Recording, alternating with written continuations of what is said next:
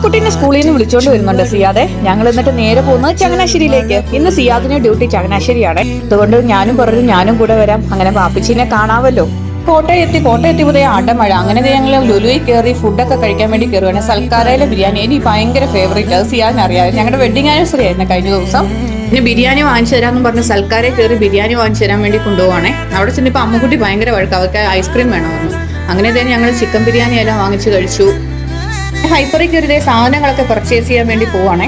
അത് ഭയങ്കര വഴക്കായിരുന്നു. മേളിൽ ഗെയിമിൽ കളിക്കണമെന്നും പറഞ്ഞ് ഭയങ്കര വഴക്കായിരുന്നു. അങ്ങനെ ഞങ്ങൾ അവളുടെ ട്രോളിയിലൊക്കെ കയറ്റി ചായ കുടിക്കാൻ വേണ്ടി പോകണേ. അവിടുന്ന് ഞങ്ങൾ ചായ ഒക്കെ കുടിച്ചു. പിന്നെ അവർക്ക് ജ്യൂസ് വേണമെന്ന് പറഞ്ഞ് ഭയങ്കര വഴക്കായിരുന്നു. പിന്നെ അവർക്ക് ജ്യൂസ് എല്ലാം വാങ്ങിച്ചു കൊടുത്തത്, സാധനങ്ങളെല്ലാം പർച്ചേസ് ചെയ്ത് അവിടെ നിന്ന് ഇറങ്ങി എൻ്റെ നാട്ടിലെത്തി.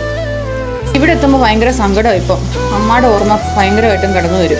അങ്ങനെ അമ്മുക്കുട്ടി പള്ളി കെട്ടിയപ്പോഴേ പറഞ്ഞ് റൗമാക്കാടെ പള്ളി എത്തിയെന്ന് പറഞ്ഞത് ഞങ്ങളുടെ വാപ്പിച്ചിയുടെ കട എത്തി കേട്ടോ. അങ്ങനെ വാപ്പിച്ചിനെ എല്ലാം കണ്ട് കുറച്ച് നേരമൊക്കെ സംസാരിച്ച് വാപ്പിച്ചോടും വിളിച്ചു പറയാണ് ഞങ്ങൾ വന്നത്. അവന്മാരോട് ഞങ്ങൾ വണ്ടി സർവീസ് ചെയ്യാൻ പോകുമെന്ന് പറഞ്ഞ ഇറങ്ങിയത്. അത് വാപ്പിച്ചോട് പറഞ്ഞു. വാപ്പിച്ച് ഭയങ്കര ചിരിയായിരുന്നു. ഇവിടെ പറഞ്ഞു കൊടുക്കുമെന്നും പറഞ്ഞു.